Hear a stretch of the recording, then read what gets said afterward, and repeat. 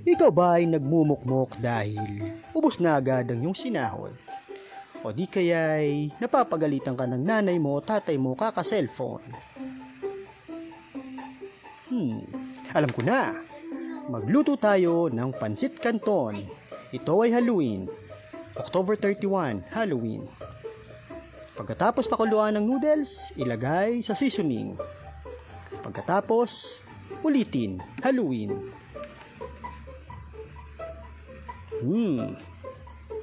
Ilabas ang bahaw at chicharon.